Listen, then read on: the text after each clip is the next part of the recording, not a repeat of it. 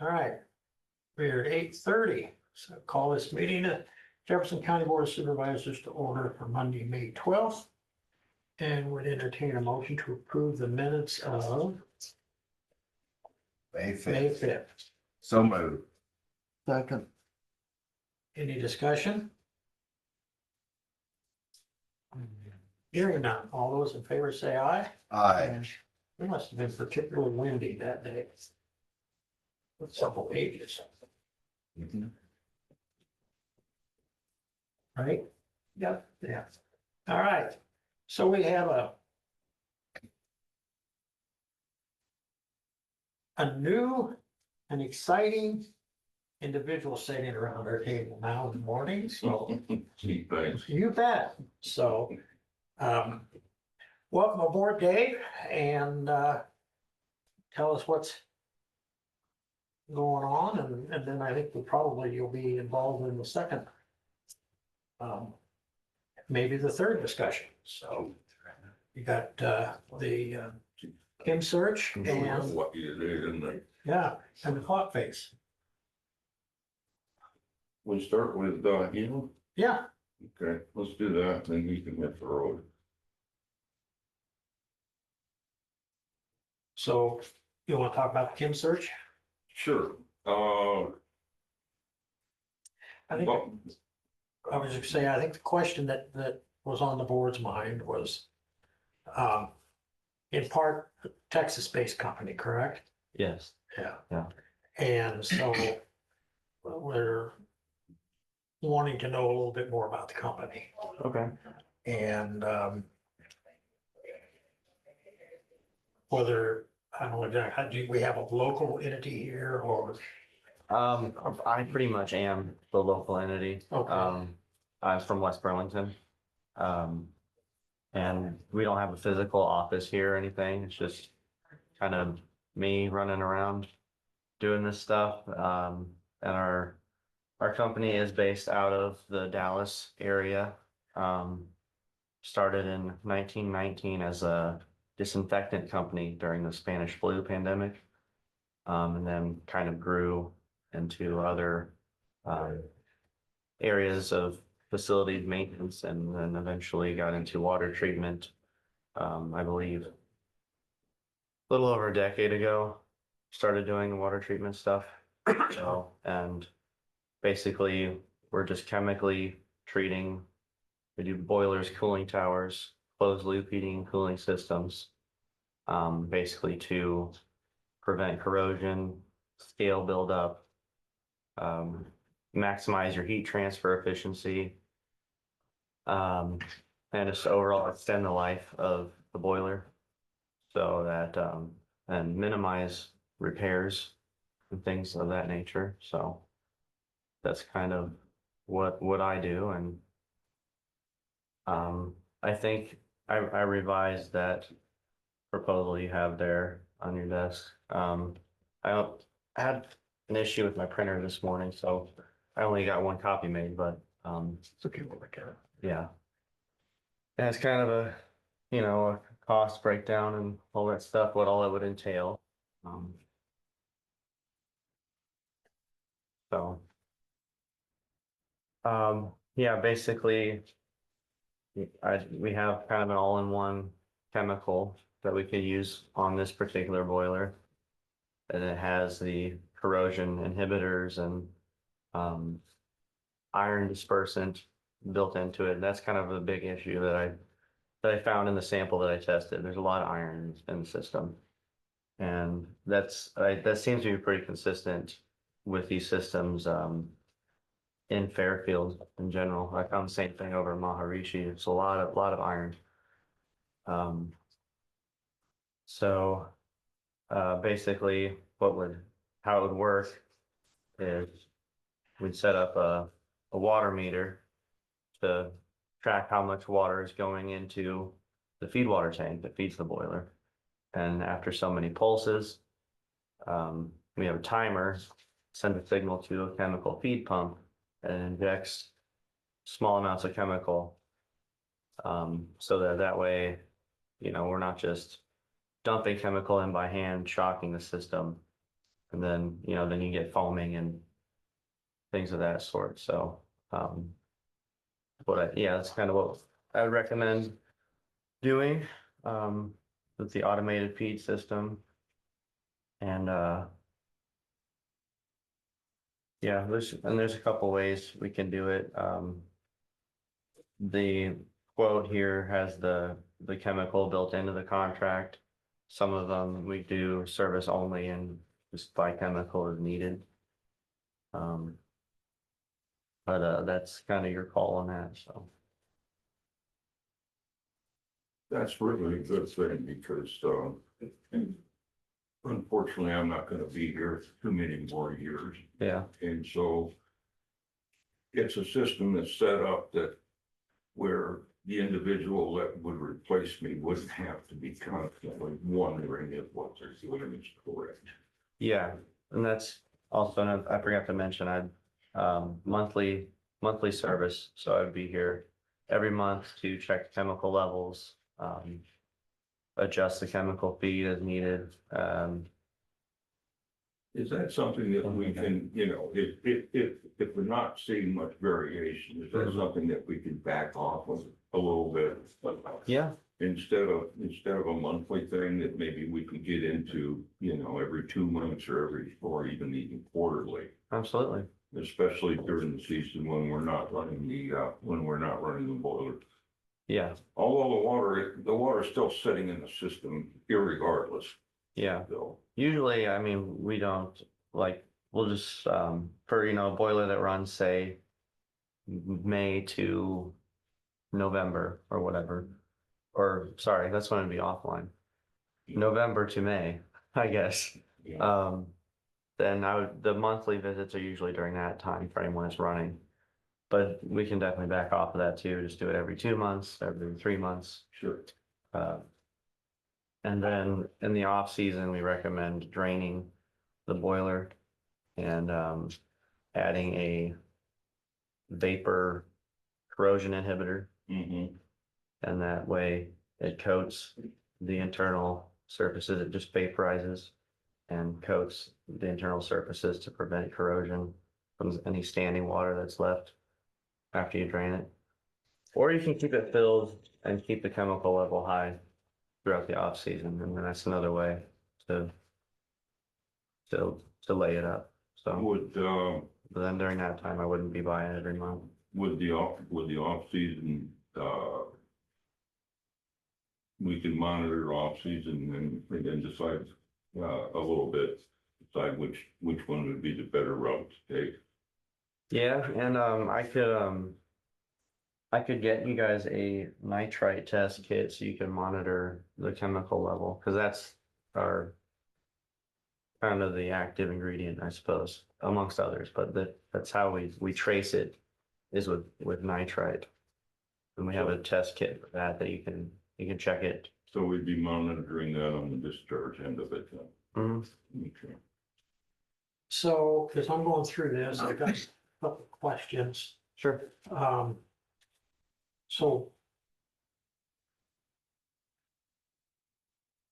what are we doing different now under this proposal, if you will, as opposed to previous ones? I think It's I twice as much money. yeah, I think I left out the Monitoring. the water meter, the timer, and the pump. Okay. Because I was initially thinking, and this is still an option, to just hand feed the chemical. You probably want to do it pretty frequently though, and keep a close eye on it if you were to do it that way, just so you don't rock the boat, so to Yeah. speak. But that is an option. that would require constant effort on with somebody that may not understand what the hell's going on. It would, yeah. I'd recommend probably, testing it multiple times a week, if not daily. And, adding just a cup of chemical here and there. To give you a little history, I'm not sure how old the boiler is, but about 7 years ago, we had the boiler rebuilt. And then this last fall, had a contractor come in, and they looked at it, and it was determined that all of the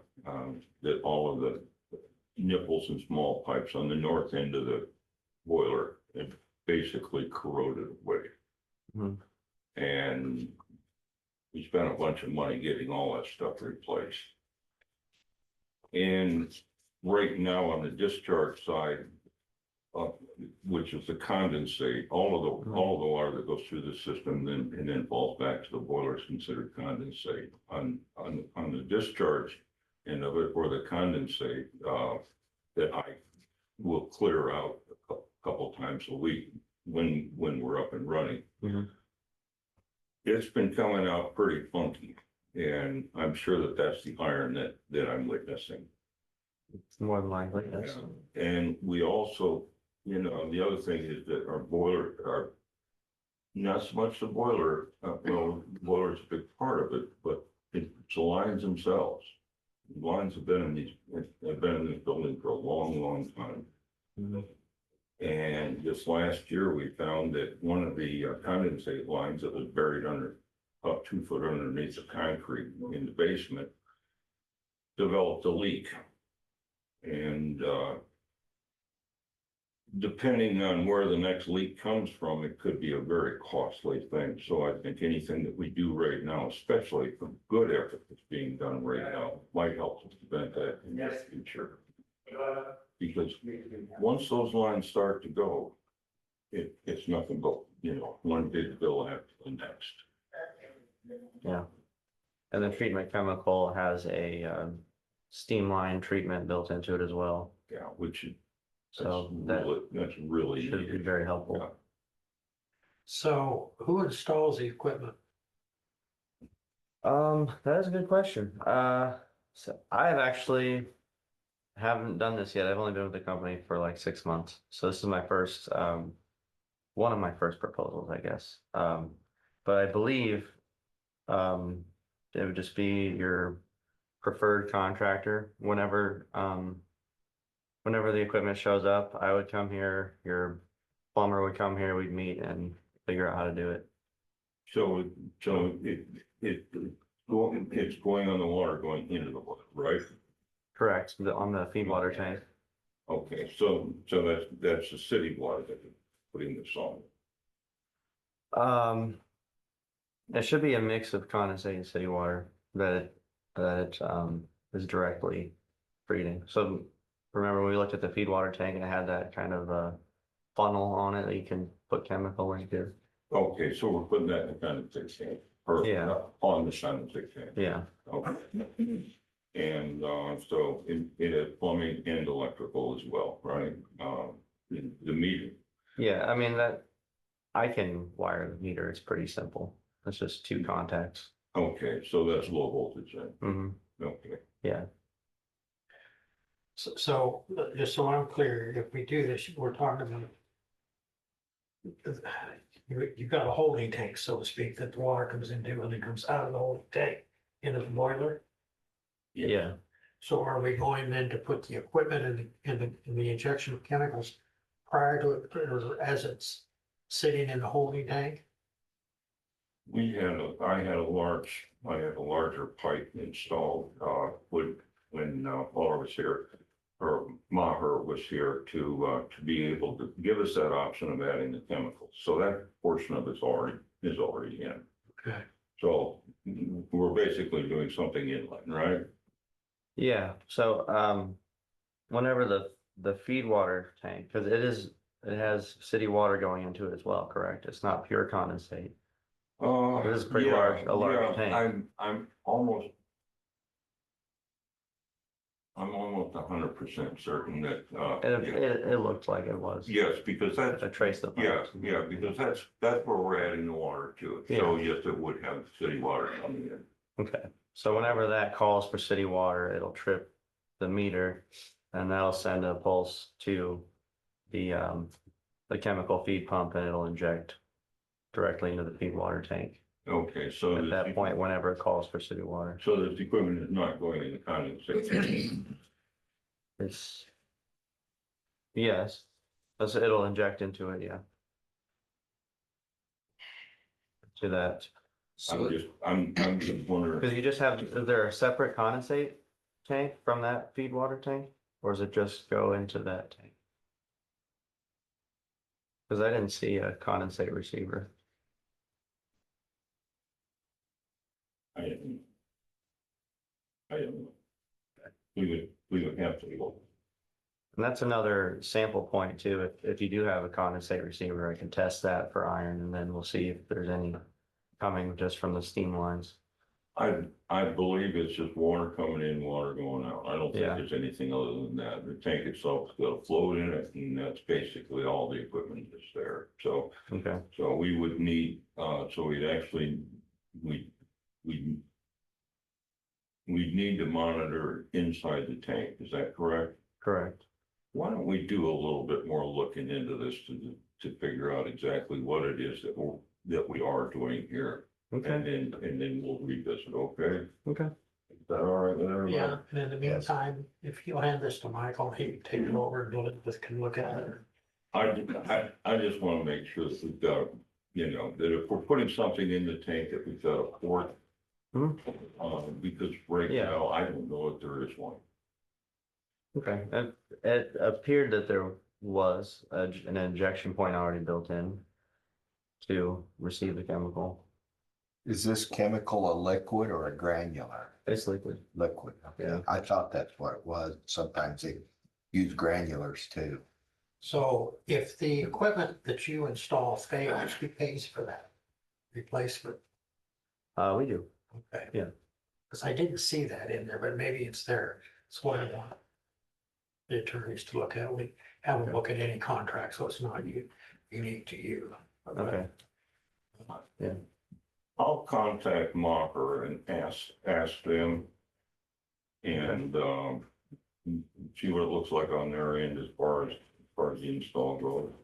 I'm sure they've probably done it before. So, We're in the other middle of nowhere, so I wouldn't bet on it. Okay, Don't mean that to sound wrong, but, just the fact that we're looking at doing this now makes me wonder about it. yeah, I know that we had Culligan or somebody at one time that was, Mhm. that was just, it just had that set up. But that doesn't address any of the problem. All that's simply treating the water. yeah, So it's like the first step of 5 or 6. So we'll go ahead and have our attorneys review the contract. You'll get it with whomever, and then we'll put this back on the agenda. Yeah, I just want to make sure that, however we're getting into the tank, that we've got a port. Mhm. But I'd like to know exactly how we're getting into the tank. I mean, is it just gonna hang within the tank?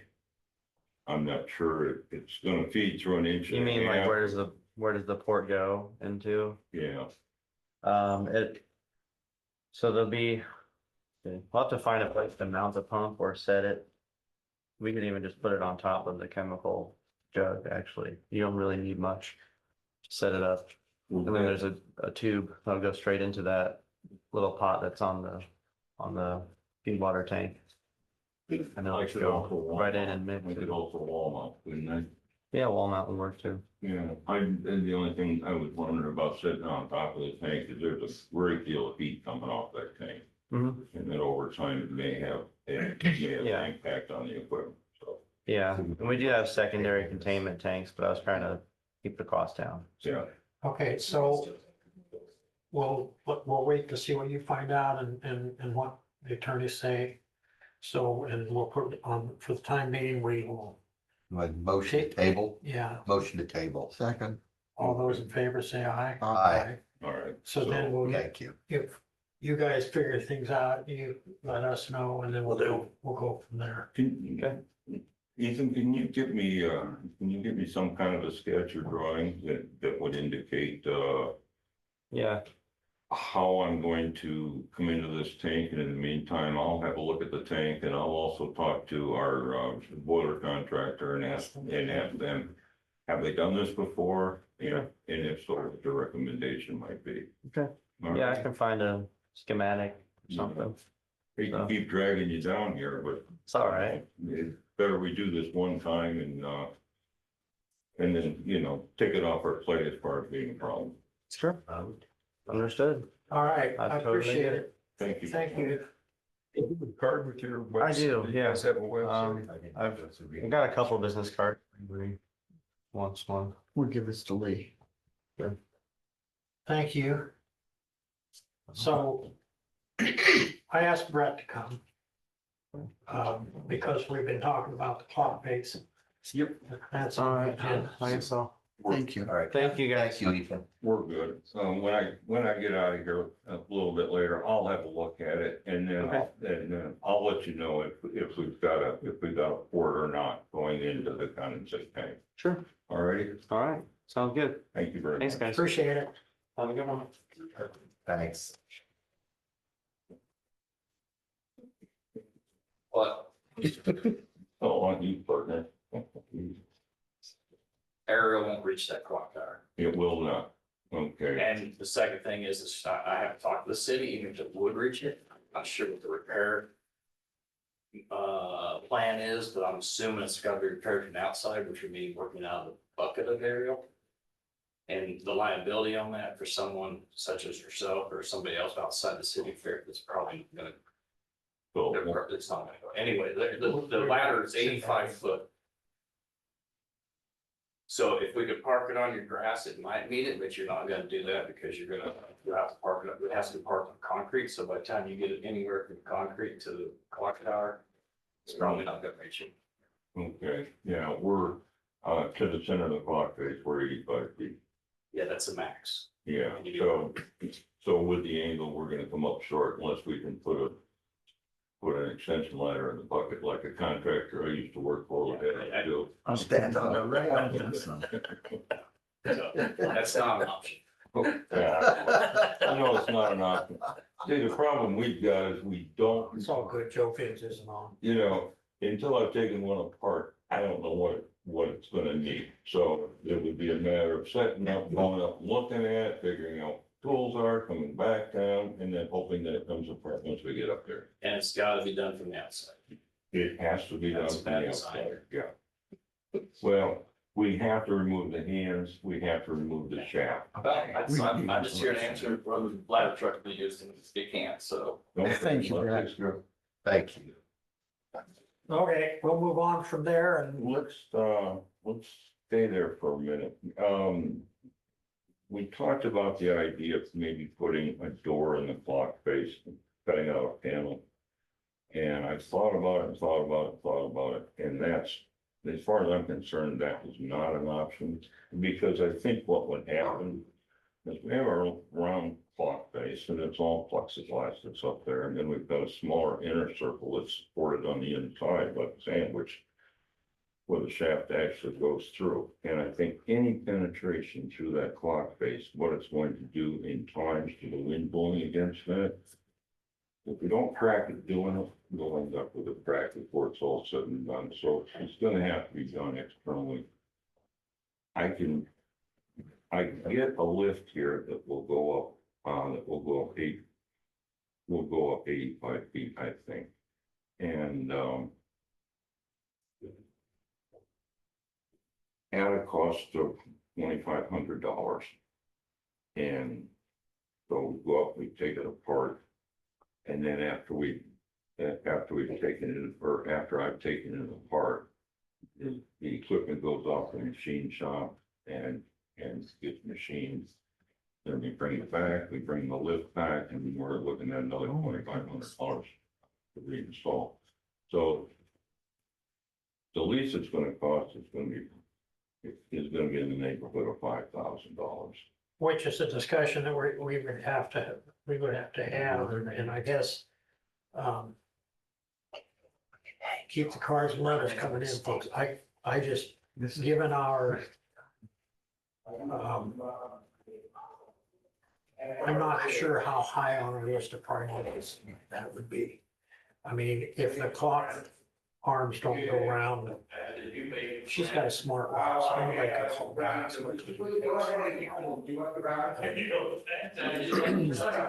You know, Lee, I was just thinking she could just go up on the top floor and yell out every hour what time Well, it is, you know. yeah. Town crier. You could set it Down on top cracker. and I could rappel down and fix it from above. We do have 3 clock faces that are showing the correct time. I just think that it's not on the agenda to consider, well, I guess it is, discuss and consider clock base.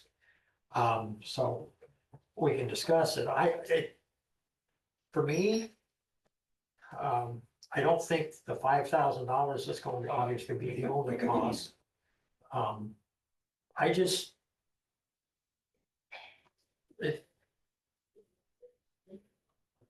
Somewhere it's gonna come up, we're gonna need $5,000 somewhere else. It's gonna be a lot more important than what we got those arms on that clock face term. That's just me, but I don't know whether we need to give Dave direction now, is to just not pursue it, don't lose any sleep over it.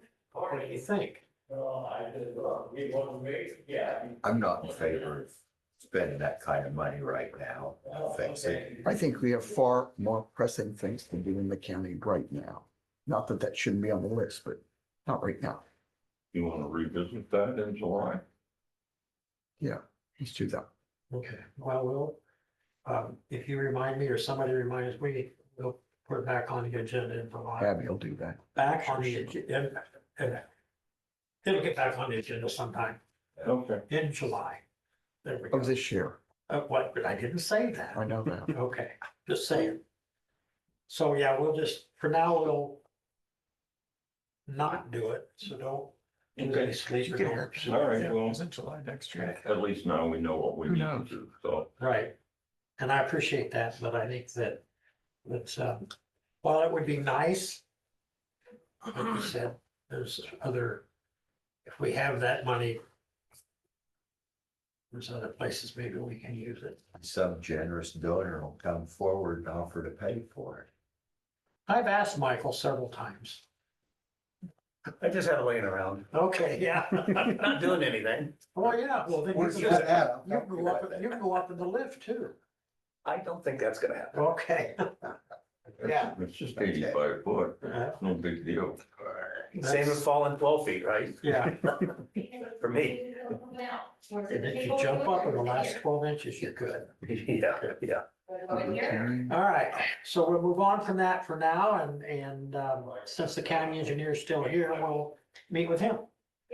Good morning, supervisors. They got the deck poured on Libertyville Road Bridge last week.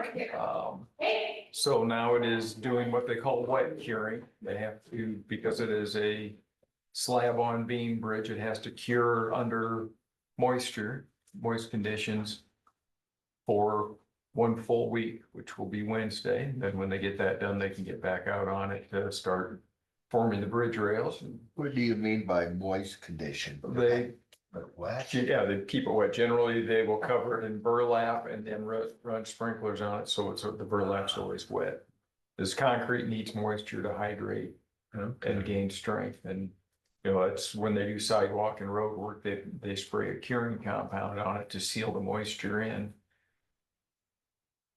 Because it's too expensive to wet cure large sections of street, but for bridges, especially for bridges, because they're structural, you want to get as good a cure on it as you can. So the wet cure is the kind of the gold standard of curing. Is it just straight water or is it It's just straight water. Just straight, they're pulling it out of the creek or they have to haul water? No, but as long as it's clean, Clean water, Yeah. okay. but yeah, they'll That pull it would out be of the. clean out of it. It'd be clean enough for curing. Would be. And So what do they do with the fish when they're flopping around on the top? well, they have a little screen on their intake, so they don't have. Gather them and eat them. Public hearing. Oh, All right, okay. more later. So, right now, we're gonna jump down to a public hearing on road reclassification of Tamarack Avenue from level B to level A, so I would motion to open the public hearing. So moved. Second. All those in favor say aye. Aye. Aye. Is there any public comments on the proposed reclassification of Tamarack Avenue from level B to level A? See Andy up there. I asked, Bob, Kenneth Cronk and Jess Rauscher to come to this since they would be the guys doing most of the work, just to get their input on the scope of dirt work that would be required for us to get it up to standard and yes, have any, Well, I actually didn't measure it, but yeah, we're probably looking at least a month's worth of work with probably 2 excavators, dozer, roller. I mean, it's quite an undertaking, if you will. So, and then, in my opinion, the Amish destroy the rock with their steel tires. So you're gonna spend more money in the long run keeping it up to par with rock. On a fairly good sized hill. Yes, on a hill, Pretty steep hill. yes. and that's something that we ran into or discovered on Palm with the soil that we have here in Jefferson County. It's awful tough to keep that stuff in place. So we've got to go back and put ditch checks in that to mitigate the erosion. And we're having that issue with the more, spotty, large rain events. A lot of our ditch work is requiring additional erosion control that maybe in the past when we had more consistent, basically lighter rainfalls, you didn't have the mass soil migration during rain events. Because, I think the month before I came down here in 2021, we had a 9-inch rain event over a weekend.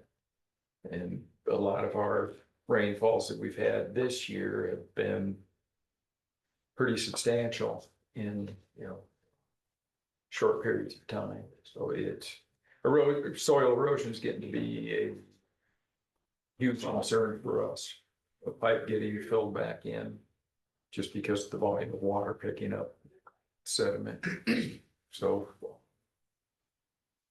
the ordinance, the county's ordinance allows for bringing the level B up to level A.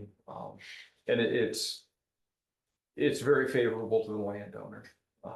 County picks up a lot of the tab for that improvement.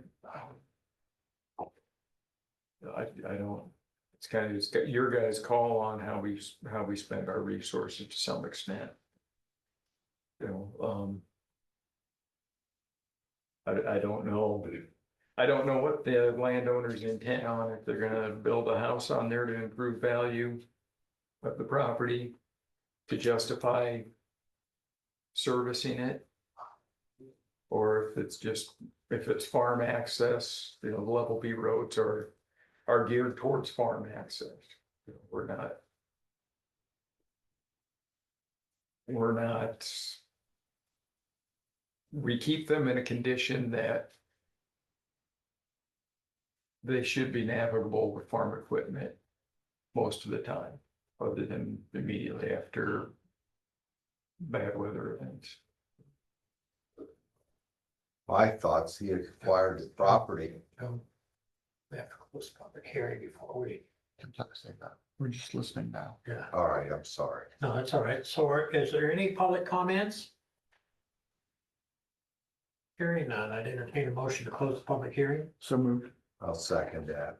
All in favor, say aye. Aye. Aye. Okay, now we're at the discuss and consider portion of the program. We'll break for commercial and no, we're just. Go ahead, Joe. Well, he knows that was a dirt road, but Dwayne and I have been out there, and there is an old mobile home moved down in there. The property, he wasn't aware that it was a dirt road when he moved that in there, with the chance of it not being brought up to grade. So So I have a question. For you guys in. So is there rural water to this property? Water to the property, That I don't know. I have no idea. electric? I would highly doubt it. Because some, and of course, if it's Amish, they're not gonna use electric, I guess, so it doesn't matter. But the reason I asked that question about the water is I would assume that they would have to get water from some source, whether it's drilling for a well or, and maybe there's water on that property, I There's don't a know. creek. Huh? There's a creek. Well, okay, I mean, all I'm saying is that Andy, if you're listening, don't publish this the way that it sounds. But you mentioned about the steel wheels, the buggies, the horses. Quite frankly, in some respects, that mode of transportation is easier for them to get up and down dirt roads than it would be for me in my little Ford Escape, right? And so I don't, the fact that they're potentially building a home there, which just doesn't exist at this moment. There's a mobile home moving in there. I don't know if you've seen any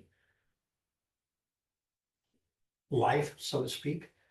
I'm not inclined at this point, for me personally, to expend that kind of money. And then, as you've indicated, a relatively costly ongoing expense in those terms. And the length of time, well, we've got a lot of other projects that are going on, to bring that up. So I don't know, guys, for free. When was the last time we had a situation similar to this? Was it Not- Palm? Palm we did because of the bridge. Okay, If we were going to replace the bridge, we had to gravel Palm. Because there's a house on either the east side. side of the creek. And my understanding was it was a lot more expensive to upgrade the bridge. So we would have had to spend, rough numbers, we would have had to spend $100,000 on rock if we were going to replace the bridge so that they had temporary access and access to emergency services. Mhm. And then we were gonna have to spend another $300,000 or $400,000 for the bridge. It would have been comparable to the one we did on Cedar Avenue 2 years ago, and that one, I believe, was $700,000. Mhm. So by abandoning the bridge, we're $700,000 ahead just at the start from not having to redo the bridge.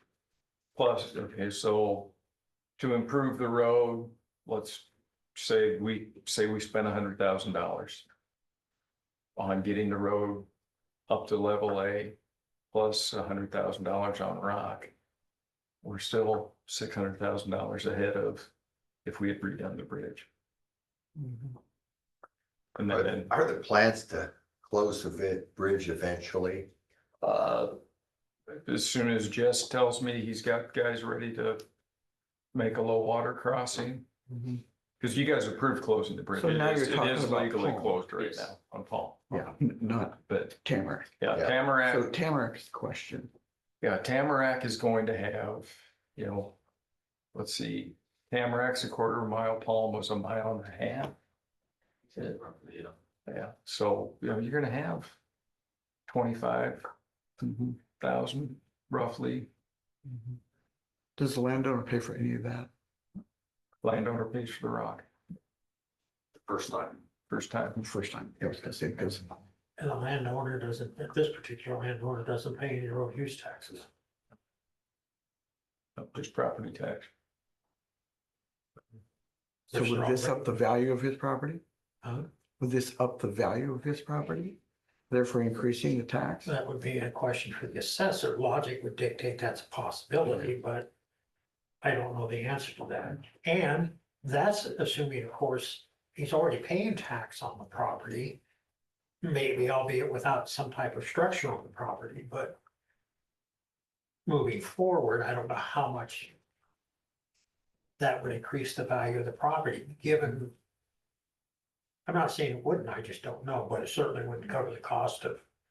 So I have questions, Dwayne. From Polishville down to the entrance of the supposed entrance of the property. How long is that? I'm thinking a quarter mile is what they were wanting us to improve for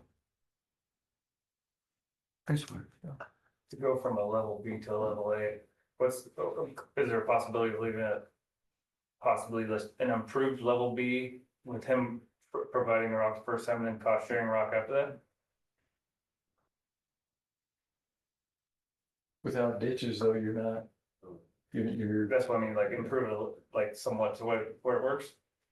Well, and the way I would Yeah. see that moving forward is, don't misunderstand, this is not the right way to say it, but it's the way I'm thinking. Moving forward, when somebody else wants to do that somewhere else, then we're gonna do cost sharing. With once you open that can of worms, then you gotta deal with it each time you know, say, Then that, yeah, and so, first off, we haven't seen or heard from the landowner. mhm. I don't know how critical it is to the landowner. I don't know what the landowner's plans are. But there's a significant cost to be borne by the taxpayers by moving forward and an ongoing cost. And I personally, for me, I'm not ready to go there yet. So if he undertakes and just gravels it himself, can you stop him? No. Another one. Well. Yes, to some extent we can, because they approached me, wanted to know if they could use millings off of Highway 78 last year to put on there. And I told them because of the nature of old milled asphalt, if it hasn't been screened, it comes up in chunks. Sometimes it comes up just beautifully, but usually the older stuff comes up in chunks and slabs, and it's not fit for putting on a road surface unless it's been processed. When I worked at Pelling, they had a secondary crusher that would screen and crush that material so you could use it as a road surface or to put back as recycle and asphalt paint or asphalt mix. But just straight millings are so irregular that I told them I didn't want that on the road, and if they did put it there, we'd remove it and charge them. Because of the risk of it being unsuitable and make more work for the blade operators. You know, we only blade them a couple times a year, but if you've got a bunch of boulders out there that are gonna get caught in the moldboard and make troughs while you're trying to grade something, it's not worth it. If they went out and used just regular, quarry screened rock, yeah, we would probably allow that and not That would be at their discretion. at their discretion, as long as, You'd have to okay it. yeah, and the issue is I don't want to make more work for our crews. Yeah. Or, Another question. They borrowed dirt off of the side of the roadway. Are they gonna be required to get that reseeded and leveled up now, or have you guys been out and seen it? Not lately, no. Okay, well, they borrowed dirt off the west side, took down, put it into property for drive, and they left that. It's gonna wash, it's vulnerable because there's no seeding Yeah. there, and you know what bare dirt does. So, See, this is the other thing that concerns me, even if we were to be a little more accommodating and say, yeah, you can put rock on the road yourself or whatever. I'm looking at Michael over here and I'm saying, does that not increase our liability? Because we're not really controlling, but by the same token, it's on our road. Yeah, I think that's the reason we mentioned the fact that he couldn't use that, Right. that other product because of the danger it has in our liability. That's definitely a So possibility. you just stay away from that altogether. You guys do a great job of maintaining the road. You know what a level B is supposed to look like, what the requirements are. And it's obviously the same with the level A. Again, we do have the discuss and consider on here, so. I don't think we know enough about this yet. Well, we certainly haven't heard from the property owner, No, that's right. but my point is as many times that we've discussed this, of course, they probably don't get a copy of the agenda for obvious reasons, but I would think they've been in contact with Dwayne, with the engineer's office, and, you know, they could make a. Into the board for a public hearing.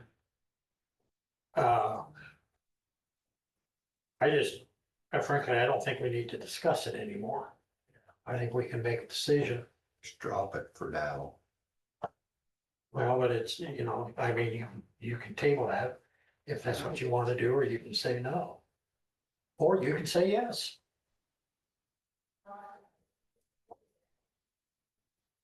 I don't know what good tabling it's going to do.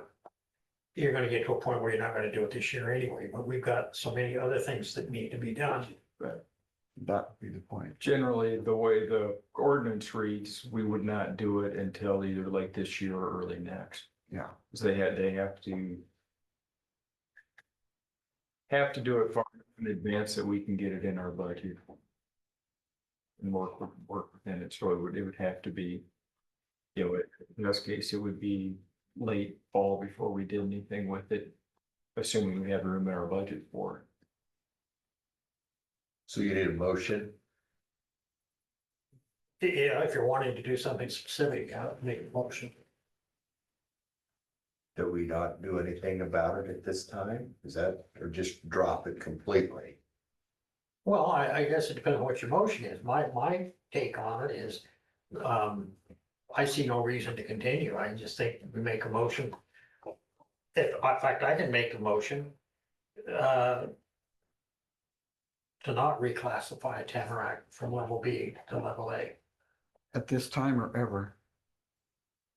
Yeah, I can't say ever, but in this specific instance, I mean, there might be some that come up 4 years for 5 years. I can't hamstring another. But in this, for this particular project, my motion is no. I'll second that.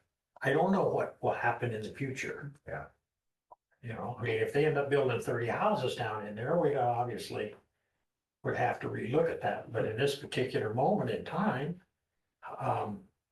we don't even know what they're going to do down there. And I'm not saying that at some point in the future, they can't revisit it, that they can't bring back to this board or to another board. Hey, you know, we're gonna go stand on our head in the corner, and this is what we need, and then we can, somebody sitting around the table can revisit the issue, is my, you know, I'm not closing the door to anything on down the road, but in this particular instance, what's being asked, I'm hearing from the folks that are gonna be doing it, it's gonna cost us, and it's gonna cost us, and it's gonna cost us. And that's my take. But that doesn't necessarily have to be your guys' take. We got a motion, a second on the floor. I call for the vote. All those in favor of not reclassifying Tamarack Avenue from level B to level A, say aye. Aye. Opposed, same sign. Abstain. So at this point, again, that's not closing the door forever, but Absent additional information.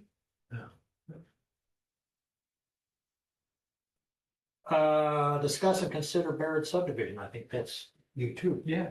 Okay. That's the hot seat. Get up here. We have a representative of the family here, so. If I can interrupt for just a second, I appreciate your help here too, guys. Thank you. Thank you, guys. Okay.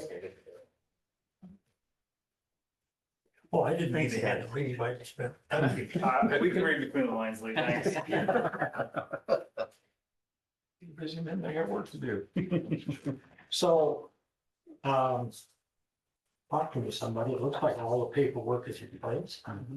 There is a map, or not a map, a plat. Yeah, so as you can see, they're taking one parcel and turning it into 3, which requires a minor subdivision. if, just because of the layout of it, it requires a minor subdivision. They're not doing anything fancy. They've got, each parcel has an existing drive out on the road. I went out and looked at them. They're, I think, in good shape. The county road department has no complaints about their access and we've got everything to be. Question, Jan, which lot has the house and buildings on it? This is the house. Right, That's the house, Mhm. okay. and it goes back with the buildings and then there's pasture and. All right, I'm just curious, because I'm aware of it, I know. But Susan drives by it every day. You gotta quit following me around, Joe. You don't go home So then? this Is that what you're saying? Right. Can you be quiet, Joe? This is the pond. Yes, there's actually 3 ponds, but yeah, the front pond's right there. They got fish in them? I don't fish. I think so, Oh. but I don't fish. Think of 3 ponds, where, yeah. And he doesn't follow you around, since, by the way, he has a drone. Huh? I was gone. We got GPS on her car, she doesn't. Hey, know it. I see no issues with this. Okay. I'm real familiar with the land. Is that a motion? Sure. To do what? To approve it? To approve it, All yes. right, so we have a motion. Do we have a second? Yes, we do, I'll second All that. right. Any discussion? Hearing none. All those in favor say aye. Aye. Opposed, same sign. All right. Did you vote? I didn't hear anything out of you. It was a Whisper here. Thank you. Internally cookies. You got to like this stuff. Oh, so this was bribery. Just, yeah. No, that was- That swayed our vote. I just gave them, The newspaper is on Zoom. Thank you, John. Just kidding. I just brought them for Lee. Okay. There you go. Yeah, Thank you guys so much. yeah. Meet with the ambulance director. Hi. Hi. Oh, wait, you still had stuff to talk about. Oh, I'm sorry, my bad. Where were we? Let's see, we're starting on Old 34 this week. I'm not exactly sure what day. But that Norris will be in to start milling up the existing asphalt and the curbs off of Old 34 from the 4-way stop in Libertyville or Lock Ridge east to, They both start with an L. yeah, I do that every time. east to about a mile inside Henry County where their approach pavement off of the new 34 reconstruction work ties there. So all in all, we're about 2 miles of pavement on that section. Then they'll start going on. We got the patching on 146, and then Pelling will drop in and do the chip seal on. And we got 218, 146, Pleasant Plain Road, Dowd Road. We're going to do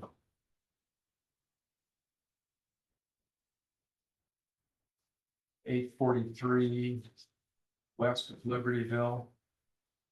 We've got a bunch of patching on that, plus patching in Batavia on 4th, coming south from Old 34, towards the tracks. Bunch of that old pavement's going to heck on us, so. Just to the tracks? I don't know if we got patches south of the tracks or not, off the top of my head. Thomas went out and tabbed a bunch of them. We got about 4,000 square yards of patching we added to the contract just because the roads, we designed the project pretty much 2 years ago. By the time you work it through the DOT's letting system, that's kind of the lead time you take, and a lot of things have deteriorated quite a bit since we set up the project. So we've got them in town, we've got the money in our farm to market fund, so cheaper to get it done now because it's not gonna get less expensive. So that's where we're at, and other than that, we're keeping you guys busy, ditching and grading and spreading out. Anything else for Dwayne? Susie? No, Nope. Okay, I've heard enough from you.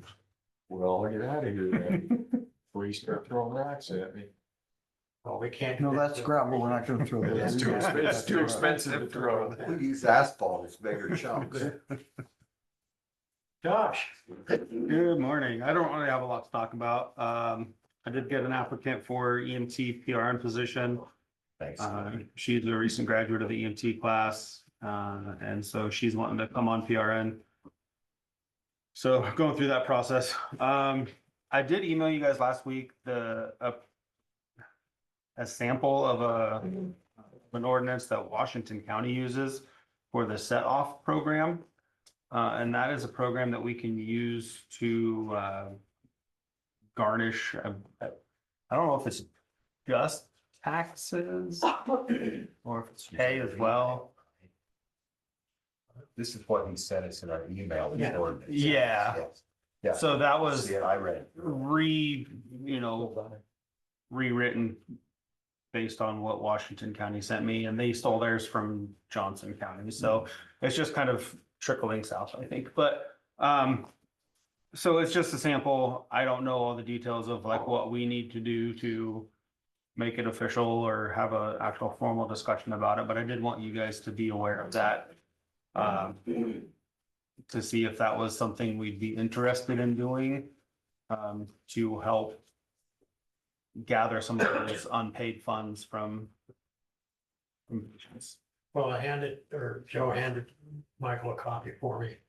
So I'll let the attorney's office go through it and then you come back to us.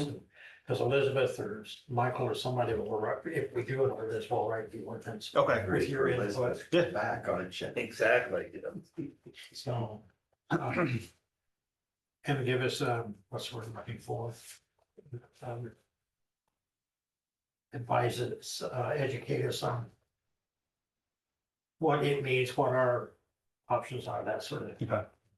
Yeah, so I've started working on the application, but one of the things they require for that is obviously the legal piece of it for us to be able to obtain that. So I'll just hold off on that for now until we get feedback and have a formal discussion about it. But I did want you guys to be aware we are actively seeking other routes for debt collection. And then we'll also be working with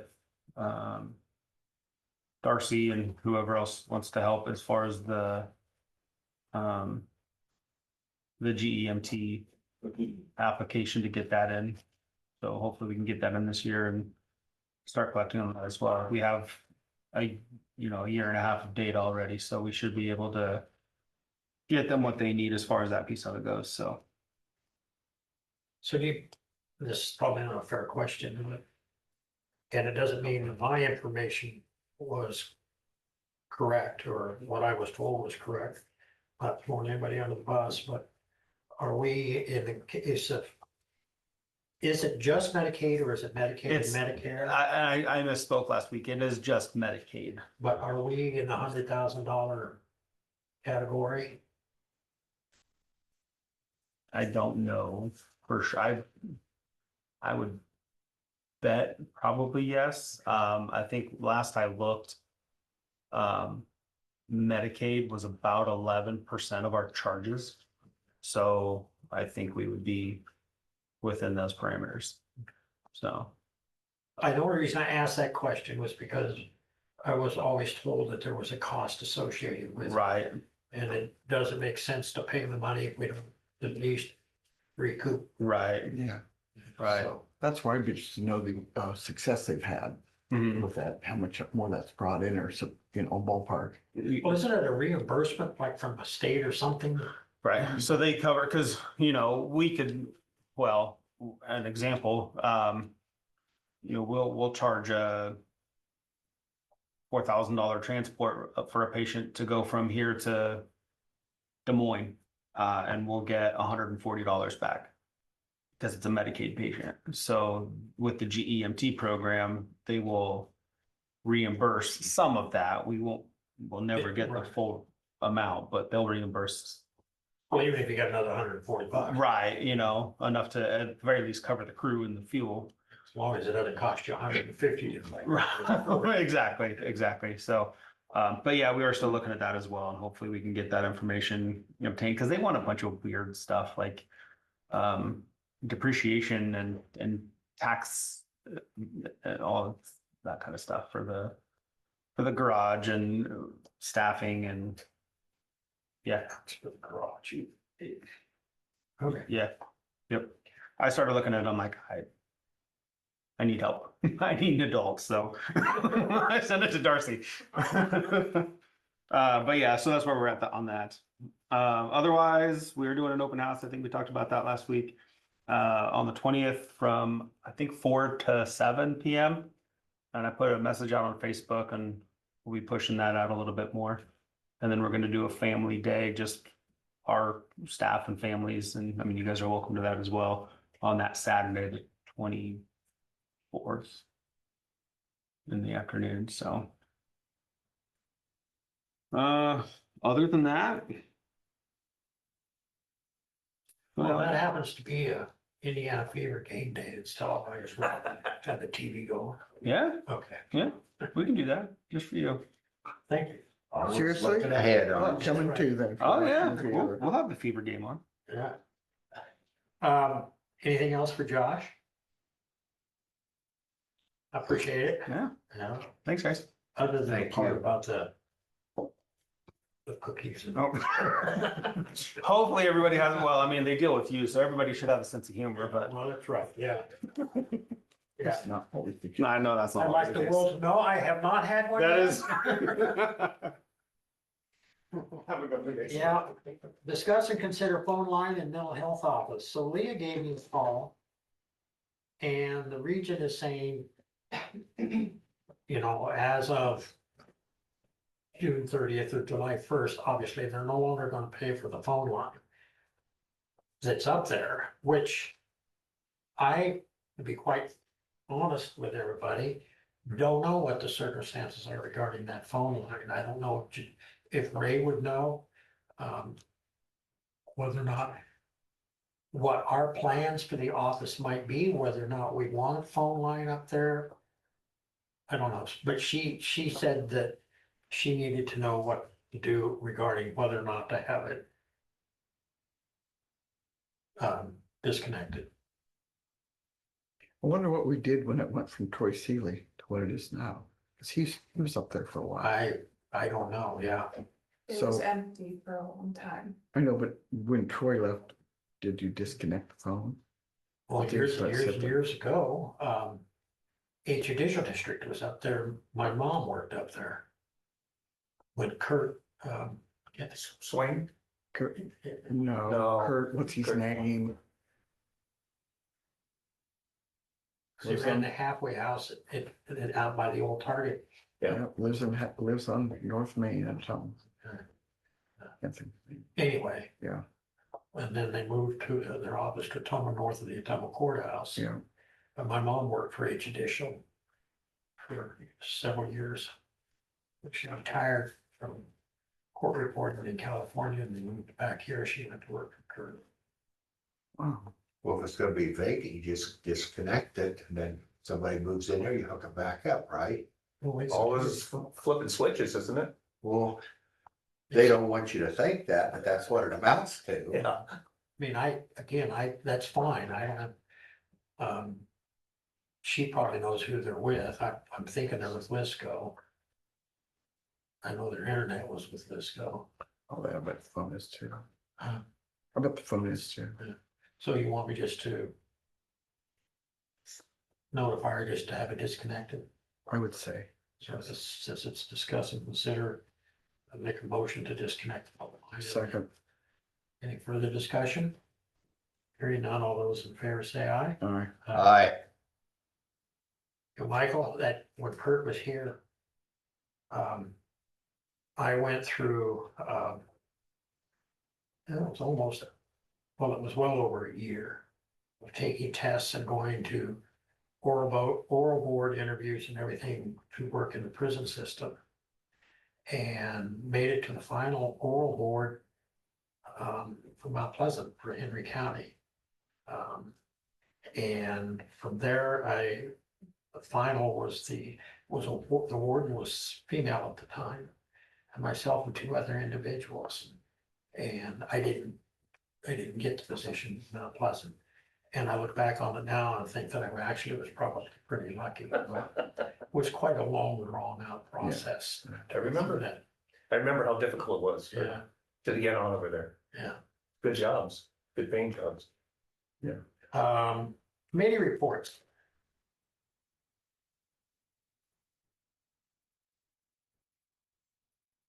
You bored? It's okay if you go first, though. It's okay. Oh, I've got to look. Make sure to do it all. Oh. You guys done with me? So on, Yes. Sorry. Could I bring something up real quick? Yeah, Okay. We don't have a hardware store here anymore. And, oh yeah, two guys. yeah, It is the one on, Baumgars has put a lot of stuff in back in the corner. Yeah. Not near what yeah, we value. yeah, but we don't have an account with anybody. so the one over here across from, or next to the hotel. that's closed. Luckman's Thanks, been close for closed for years. years. Yes. Yeah, Yeah. so if Old school. Get up to date. So if I've got small purchases, I'm paying for them out of my pocket and then I'm asking to be reimbursed, which is not a problem. It just seems like an odd way to get around outside to get on the horse. I just throw it out there and you guys can think about it and let me know that, if you gave me, say, $100 cash and made me responsible for it, I'd just, I'd keep all the receipts against it. And, whenever that's depleted, would just resupply it. I think it would be an easier way for me to make small purchases. So put that on the agenda for next week. Right. And also, I mean, they're wanting to look into setting up an account, say at Baumgars or somewhere. Yeah, that would be, either at Wasco Hardware would be the closest place in Kissackwa, but you don't want to run it down there. Yeah, I mean, you know what I'm saying? Yeah, I just local, Yeah, Baumgars I think would be the best. locally, it's hard to buy anything. And Yeah. if it's a large ticket item, but Dick had told me at one time that I'm not supposed to be buying stuff, that it's up to the county to make the purchases. So I'm not sure how that falls within. So what we'll do, if Abby, will you put it on for next week's agenda, right, next week, right? Next week's agenda. To discuss and consider. Paying Abby. More? Yeah, there you go. Establishing a maintenance account. Mhm. Yeah, And establish then a maintenance however we account. decide to go about doing that. Yeah, Okay, take more than one. I had planned on it. Good. Okay, thanks, guys. all right. Thank Oh, you. am I gonna be the first one on the agenda every week? Well, probably so that you can go ahead and, Go back to work? or whatever, yeah, Yeah, okay. yeah, I just. A lot of mowing to do. Yeah. If it rains again, Yeah. here lately, it hasn't been, not that I'm complaining, No, but. all right, see, I will Thanks, be Dave. when I'll my come back on that thing grandfather- longer. Okay. So, I don't know if you're aware, but on Wednesday night, the 7th at the Fairfield High School, they gave out about $140,000 worth of scholarships to the kids from different entities, whether it's Greater Jefferson County or the Lee Dimmitt Foundation, If you've never went, you should, because you'd be really impressed with your community. And a lot of kids actually work pretty hard to get those, but the sad commentary is there's a lot more to hand out but we got a lot of kids that for whatever reason don't follow through. That's right. How many did you present? None, but we presented several as an organization. Oh, good. Good. They were talking about that from, we were meeting with, the McElhenney House Tuesday, and Greater Jefferson County Foundation. Mark Kistler, Kistler yeah. was there. She was talking about they have scholarships, but they don't have kids writing for Yeah, I guess I think it's too bad the parents weren't more involved, but they're busy too, I'm sure. Mhm. It's too bad the counselors might be a little more involved. them. I think a lot of the kids today, Mhm, even in Darren's time, and Brandon for that matter, mhm. and I think, I'm speaking for myself as a parent, having two boys a couple of years apart going to college. um, I don't even really think we understood the cost process when you got right down to it. Yeah, You know, these schools were always telling me about, what's what I'm looking for, all the financial opportunities that are available, and you're thinking, you know, and all of a sudden you wake up one morning and you're head over heels in debt and wonder how the hell you got there. yeah. And I don't think kids today, well, maybe never, I don't know, but I have talked to a lot of people of older generations that they worked their way through college. And I think college was a hell of a lot cheaper then. And I also think that, you know, now this legislation is being floated that what used to be considered full-time is going to be increased from 12 to 15 hours, which cuts into your ability, you know, and then you've got all the homework you've got to do. If you're not doing any extracurricular activities, you might, my son Darren worked for a cleaning company and they went around in the evenings and cleaned buildings. And he also worked for the basketball program, Mhm, but it also took him 5 years to get through it mhm. because he couldn't take as many hours for the hours to work. So anyway, it's a catch-22. Yeah, I could go on about that for hours. Yeah. Yeah. What else did we do last week? Did you go for ice cream, Dwayne? No, I did not. He'd already beat me there with you. Who said I went? Dwayne did. Now it's out. And I know your wife's probably listening to this, but oh well. But it was a 99-cent ice cream cone, if anybody's wondering that. He made me feel guilty. He hauled me around, so I had to offer something back. So, are you done? For now. Oh, last week I had Pathfinders. They discussed a lot of things and this and that, and DCAT on Tuesday at noon. Thursday, decategorization. You guys That's ever why. think about hiring dogs? D-Dog? Well, I do decat. Christy, you need to just write down shock collar meetings, okay? Okay. Thursday morning, we had the EMS emergency preparedness tabletop. Lee and I attended that, and it was very good. There was a good group of people there, and it was kind of eye-opening going through a scenario of a Hey, Joe, fire. this is Brett. Yes, It wasn't EMS, it was EMA. That's two different. I'm sorry, EMA. Thank you, Brett. I got 2 of the 3 letters right. Thank you. He just wants to know that A means that he's the head of the class. Oh, yes, he did a very good job. It was a scenario of a fire and possible explosion and all that. It was very good. At Agriland. Yeah, out at Agriland. Yeah. Yeah, where they used them. Let's see. And on Saturday night, talking about scholarships, the Knights of Columbus was allowed to present 4 $1,000 scholarships to graduating seniors at our church, which Sweet. there's 4,000. We made it on our fish fries, and so we turned it back around to the kids. That's what our fish fries and Lent are for, is for that. Has nothing to do with county business, but I had to bring it in about scholarships. Oh, yeah. So, thank you. So Tuesday morning, I had a McElhenney House Foundation Board meeting.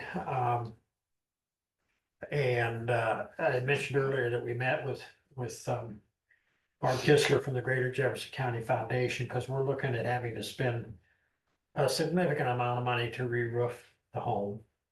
And as you're well aware of, it's way up in the air, but it has all kinds of angles and peaks and whatnot. And we have had some estimates, but at any rate, she was explaining to us the process of filling out an application or whatever. And so I think, and the women's club also is looking at applying because they've got some things that they want to do. And since our foundation board is comprised of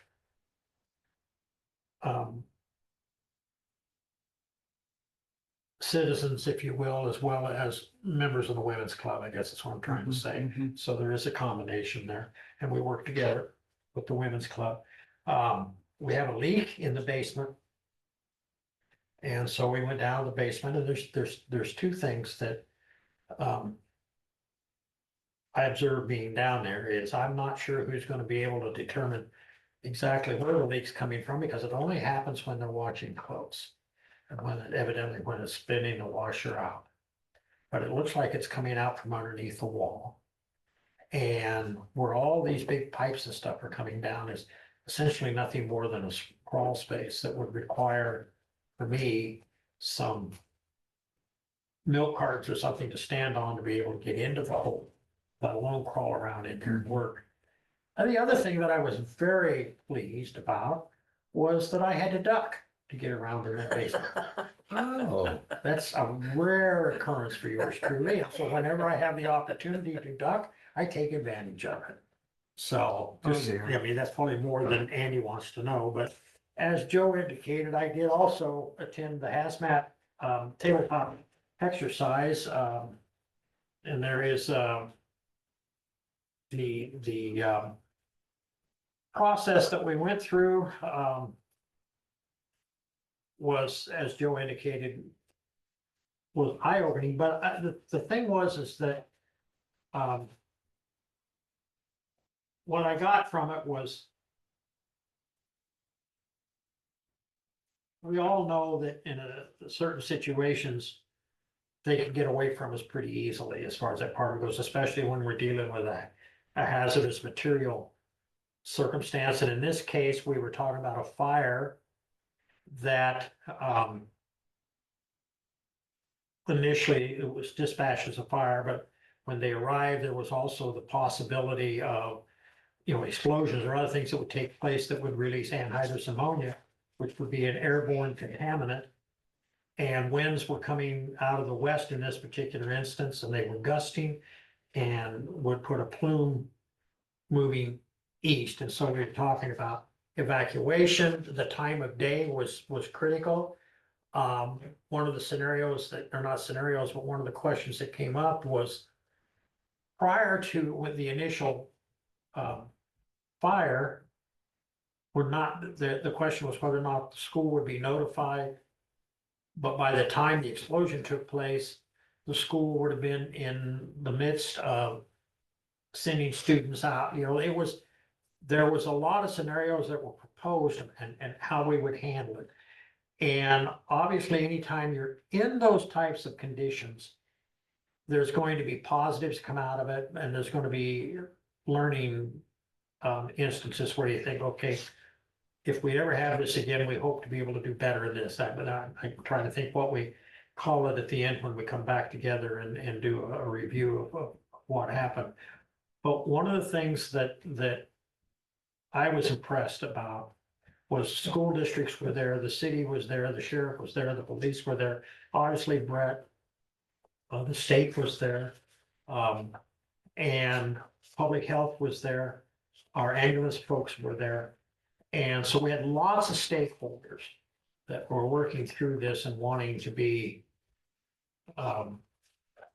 being educated, if you will, on the potentials. Now, in this case, Brett is, he wears two hats. So he's going to be in the midst of it at the beginning, and then he's going to start facilitating the gathering of resources for the stakeholders, to keep all of this working. But I want the public to know that all of our entities are working together. Our daycares have evacuation plans and we reach out to them to make sure that they're updated.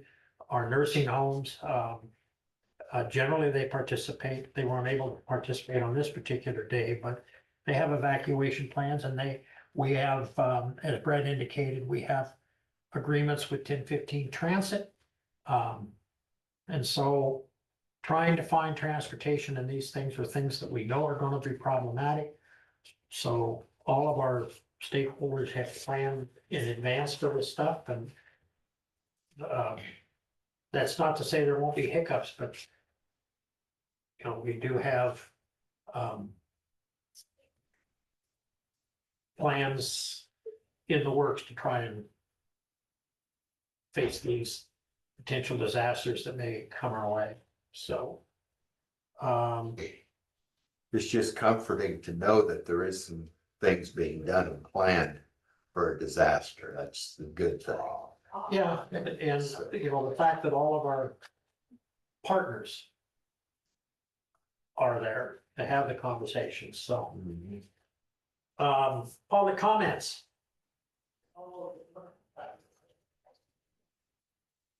Hearing none, motion to allow claims and approve reports.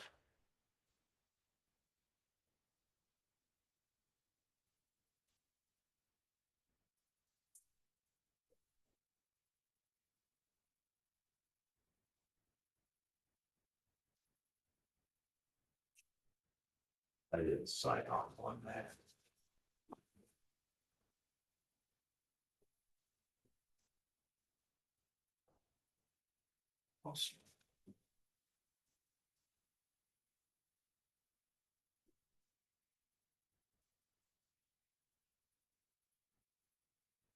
You wanna make a Do you want to motion? look at them? Yeah, I will. Go ahead. All right. I better put my glasses on so I get the right figures. Move to allow the claims in the amount of $48,738.93. We have a second Second. discussion. Hearing none, all those in favor say aye. Aye. Make note, Wednesday, May 14th. At 9 AM, safety committee meeting. Is that here? Mm-hmm. Okay. I have a Rust board meeting at 11, so I will have to make sure and leave in a timely manner. If we don't get done. I understand. Okay. Motion to adjourn, So moved. Second. discussion? Hearing none. All those in favor say aye. Aye. Opposed, same sign.